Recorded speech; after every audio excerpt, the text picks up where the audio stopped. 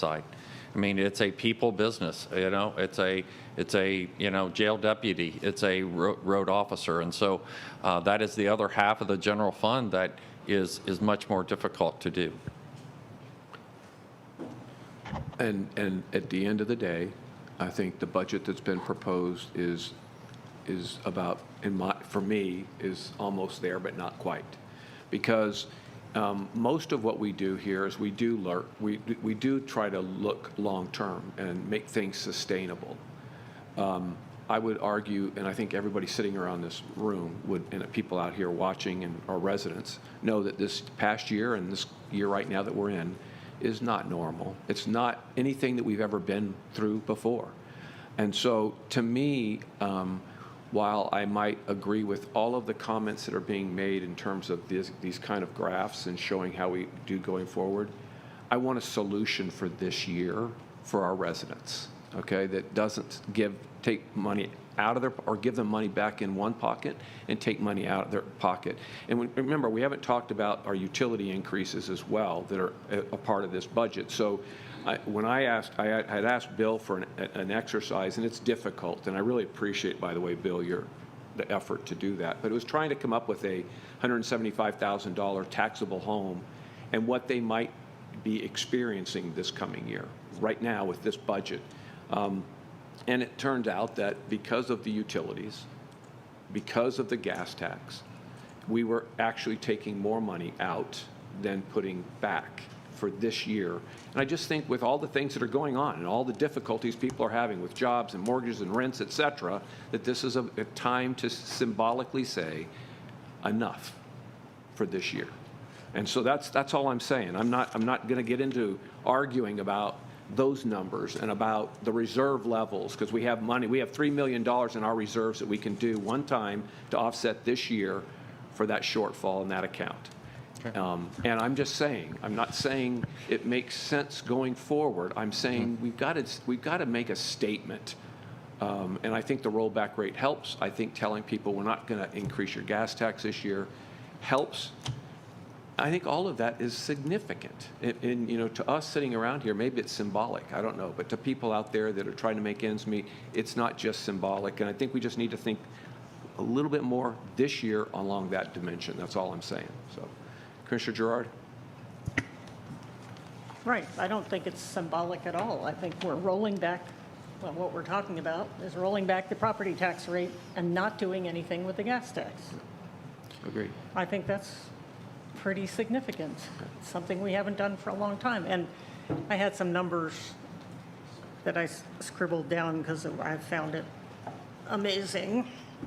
And the sheriff's budget, $13 million increase in vehicle debt payments, $8.5 million increase in, I think that was the mental health unit, increase in the mental health unit, $3.5 million for the body cameras. It adds up, and I forgot to write something down about the Marine unit that's expanding. It's at least $25 million, and 26 sticks in my mind for some reason. Increase from one year to the next, aside from salary increases. So, if we want to look at skinnying down the budget, maybe we need to look at the sheriff's office. Anybody else? Barry, did you have anything? Okay. No, I think from a direction standpoint, the reason we wanted to get this discussion on early is because we have all of our budget meetings scheduled here in September. We have to set the maximum millage rate, I think, tomorrow. And so today. So we need, and again, and for the public, whatever we set as our maximum millage rate is not what we can do. We just, if we say it's this amount, that you can set it at anything, that amount or less, come when you set the budget.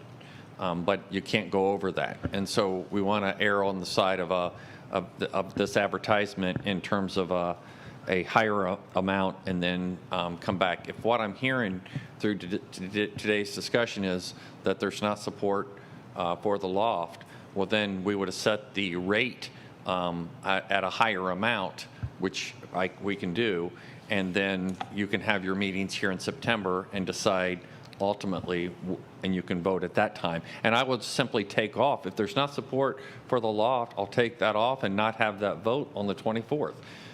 Because my simple math says there's not support to do that. So if that's the case, I'll be, that'll just save us one vote. But that's the direction we really need today. Yeah, Commissioner Peters? So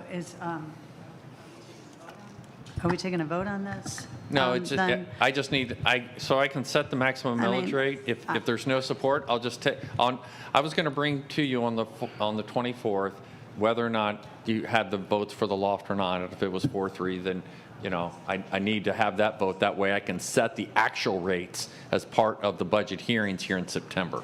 So- If there's no support for that, I won't have that vote, and I'll adjust it to the millage rates, and then in turn, you can set that rate after we have our additional discussions here in September. So it sounded to me like we had consensus on the 5.129, and we could always go back to the full rollback rate in September, right? You could, and if we go on the millage side, you just will not have the option for the loft, because I won't adjust the millage rates high enough